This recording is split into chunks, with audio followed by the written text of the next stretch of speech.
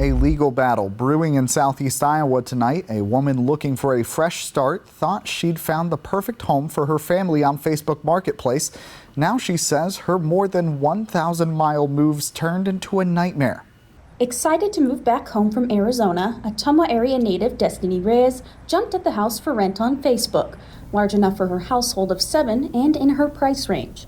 She reached out to the landlord, and a family member went to check the place out. My cousin did video call me when he was here, and he walked the house, but there was no electricity, so he couldn't even see anything, and he did say the owner was rushing him, trying to get him out of the house. Hoping for the best, Reyes moved forward with the 1,500-mile move, only to find the home wasn't as advertised. The pictures, it was of the house, but there was no furniture, and everything looked good.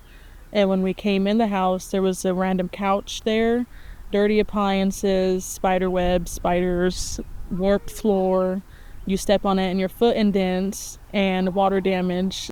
Of the 4 spaces Reyes thought she'd be able to use as bedrooms, she says only 2 were actually tenable. He said that they weren't considered bedrooms, but that the rooms were considered like area rooms that could be bedrooms, and he was gonna let my mother-in-law, who has diabetes, and my friend who has seizures live down there.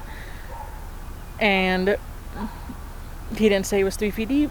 Yeah, and he knew that there was so many of us, and he was fine with giving it to us, but he didn't tell us that you can't even stand in the basement. Reyes says she backed out almost immediately. She wants to break the lease, but there isn't one. At least, not on paper.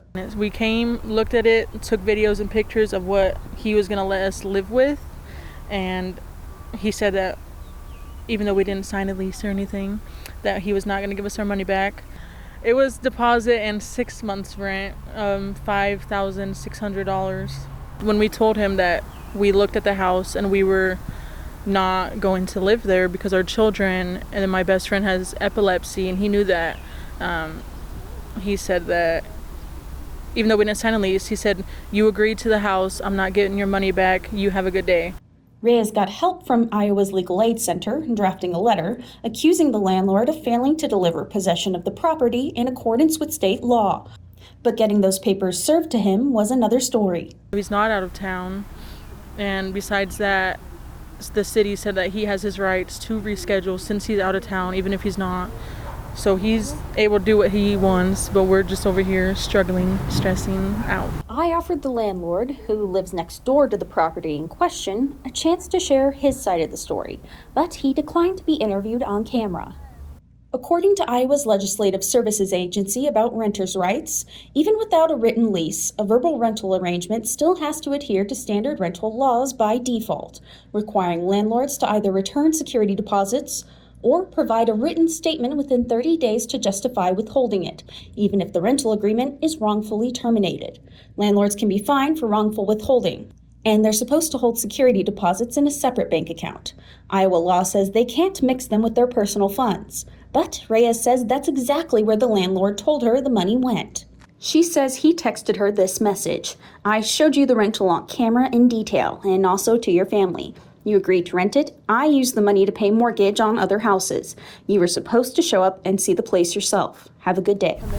It's been months since Reyes terminated her rental agreement, and she says at this point, it's no longer just about money. If we don't get the money back, we don't, but I do want him to be known as the person that he is, knowing that we drove from Arizona out here, and we gave that money and he won't even give a cent back. Reyes says her landlord's attorney responded to her letter with one of their own.